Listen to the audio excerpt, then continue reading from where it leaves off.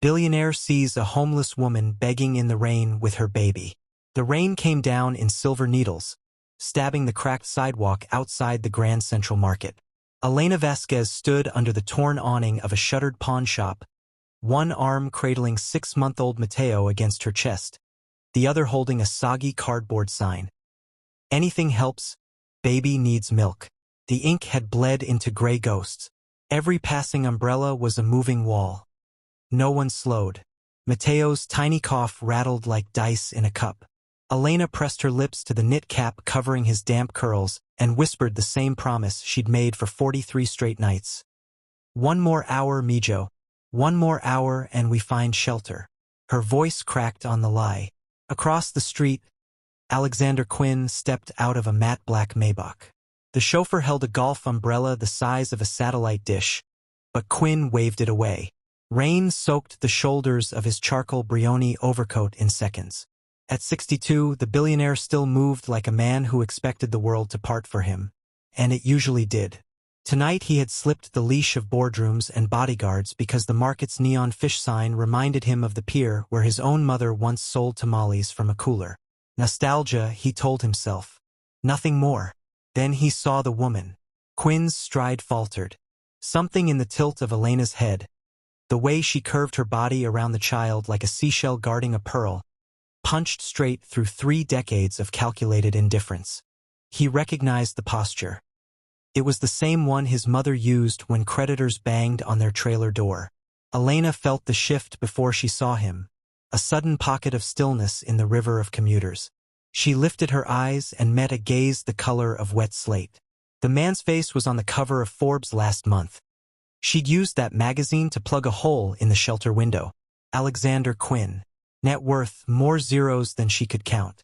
Yet here he stood in the rain, getting drenched like any other mortal. Quinn crossed the street against the light. Horns bleated. He didn't flinch. Elena's pulse hammered. Rich men sometimes tossed 20s, sometimes demanded phone numbers, sometimes called the police. She tightened her grip on Mateo and prepared to run. Quinn stopped 2 paces away. Rainwater streamed off the brim of his non-existent hat. "Your baby's lips are blue," he said, voice low, almost lost under the hiss of tires. "There's a clinic 3 blocks east. Free for kids." Elena swallowed. "They close at 5. It's 5:17. He glanced at the gold Patek Philippe that could have bought her a house. "I'll make a call." She studied him, really looked. No smirk. No camera crew hiding behind the Maybach. No pity that curdled into contempt. Just rain and a question hanging between them. "Why?" she asked. Quinn opened his mouth, closed it. No one had asked him that since college. He answered with the first true thing that surfaced. "Because 40 years ago I was the blue-lipped baby." A city bus whooshed past, spraying their ankles. Mateo whimpered. Elena shifted him higher. The movement revealed the threadbare sling she'd fashioned from an old curtain. Quinn's eyes tracked the motion, cataloging details the way he once memorized balance sheets. 1 soaked blanket, 2 tiny socks with holes at the heel, a woman whose collarbones looked sharp enough to cut glass. He made a decision the way other men tie shoes, fast, irreversible. "Give me the baby," he said. Every muscle in Elena's body locked. No. "Not take. Hold. Just for 30 seconds while you get in the car. It's warm. Heated seats. I swear on my mother's grave I will hand him back." The oath hit harder than any contract. Elena's mother used to swear the same way. She searched his face again and saw something she hadn't expected. Fear. The great Alexander Quinn was terrified she'd say no. She peeled Mateo from her chest. The baby's wail sliced the rain. Quinn took him with the awkward reverence of a man handed nitroglycerin. Mateo blinked, confused by the new heartbeat under his cheek, then burrowed in. Quinn's arms remembered the weight, muscle memory from a lifetime ago. Elena slid into the Maybach first. The scent of cedar and warm leather enveloped her like a hug from a stranger. Quinn followed, settling Mateo back into her arms without a word. The chauffeur closed the door, sealing out the storm. Silence stretched, thick as cashmere. Elena waited for the pitch, the shelter address, the lecture, the photo op. Instead, Quinn spoke to the driver. Home.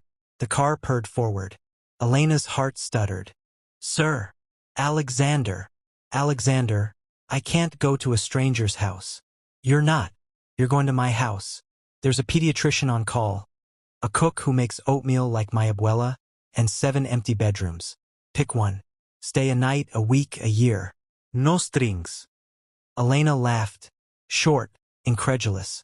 People like you don't do no strings. Tonight I do. They rode uptown.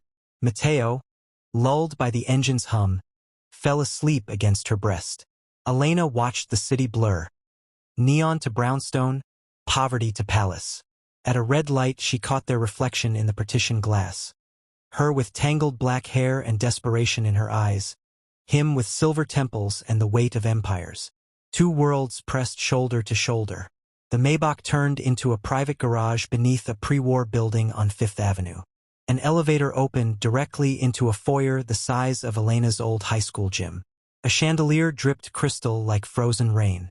Quinn kicked off wet shoes. House rule, he said, almost shy. No shoes on the Persian rugs. My daughter enforces it with the wrath of 1,000 suns. You have a daughter? Sophia, 23. Currently backpacking in Patagonia, ignoring my texts. He led her down a hallway lined with art that belonged in museums. She'll love you. She collects strays. Elena bristled. I'm not a stray. No, he said softly. You're a hurricane. I just opened the door. A white-haired woman in scrubs appeared, Dr. Patel, the pediatrician. She examined Mateo on a velvet chaise longue while Quinn disappeared. 10 minutes later, she pronounced the baby dehydrated but stable. Formula, warmth, and 8 hours of sleep. I'll leave antibiotics in case the cough worsens. When Dr. Patel left, Quinn returned carrying a tray. Steaming oatmeal dotted with cinnamon. Warm milk in a bottle shaped like a rocket ship, and 2 thick towels. He actually knelt, on the rug to dry Elena's feet. She yanked them back. I can. Please, he said. Let me do one useful thing tonight. The oatmeal tasted like childhood. Elena cried into the bowl. Quinn pretended not to notice, busying himself with the bottle warmer. When Mateo latched on, the only sound was greedy gulping and the distant tick of a grandfather clock. Later, after a bath that smelled of lavender and hope, Elena tucked Mateo into a crib that had once belonged to Sophia. She stood in the nursery doorway, afraid to leave, afraid to stay. Quinn leaned against the frame. There's a room next door. King bed, blackout curtains, pajamas that aren't yours but will fit. I had Mrs. Delgado guess your size. Elena turned. What happens tomorrow? Tomorrow you decide. Stay, go, sue me for kidnapping, your call. Tonight you sleep. She studied the lines around his eyes, the ones that spoke of sleepless nights counting other people's money. Why me? She whispered. There are thousands on the street. Quinn's gaze drifted to Mateo's crib. Because he has your mouth and my mother's eyes. And because I'm tired of building towers no one lives in. He left before she could answer. Elena slept 12 hours. She woke to sunlight striping the bed and the smell of coffee. Downstairs she found Quinn at a kitchen island the size of a helipad. Burning toast. He wore reading glasses and a Harvard sweatshirt 2 decades old. Morning, he said, sliding a plate toward her. I make exactly one thing well, coffee. Everything else is negotiable. Mateo sat in a booster seat, smearing banana on Quinn's financial newspaper. The billionaire didn't seem to mind. Over the next weeks, the mansion filled with impossible normals. Mrs. Delgado taught Elena to make empanadas. Dr. Patel cleared Mateo's lungs. Sophia FaceTimed from a glacier, squealed at the baby, and overnight a box of hand-knit booties. Quinn himself disappeared into his office most days, emerging with ink-stained fingers and questions. What size shoe was Mateo now? Did Elena like mysteries or thrillers? Would she let him set up a college fund? Purely optional, no pressure. Elena waited for the catch. It never came. One night she found Quinn on the terrace, city lights glittering below like spilled coins.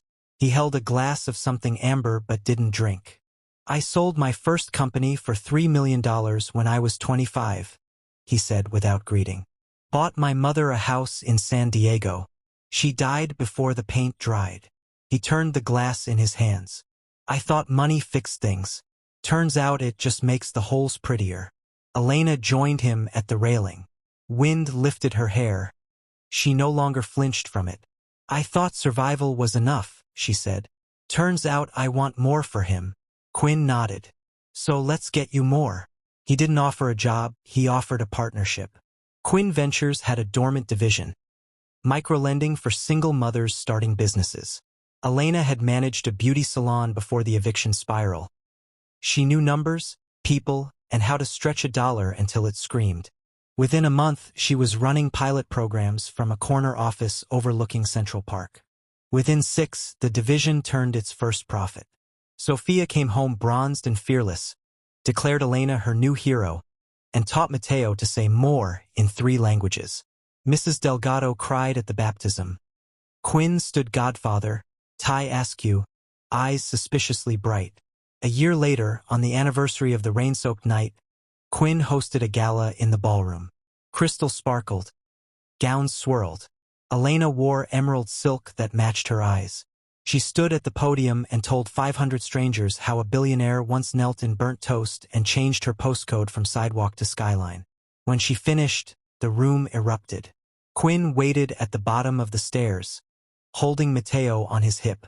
The toddler wore a tiny tuxedo and clutched a silver rattle shaped like a rocket ship. Your speech was better than mine, Quinn said.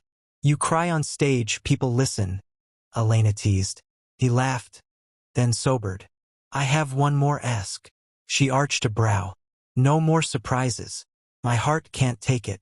He set Mateo down, took her hands. Marry me, not for money, not for headlines. Marry me because this house is too quiet without your laugh, because Mateo calls me, duh. Because I want to burn toast for you every morning for the rest of my life. Elena's knees buckled.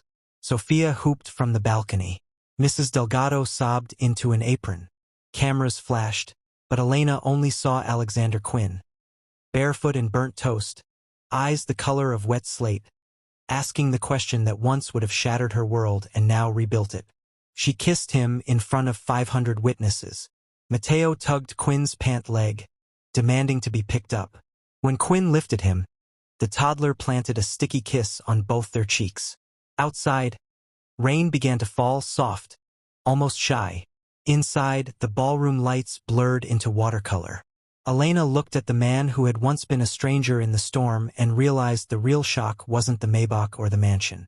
The real shock was that some doors, once opened, refused to close. And some hearts, once soaked, never quite dry the same way again.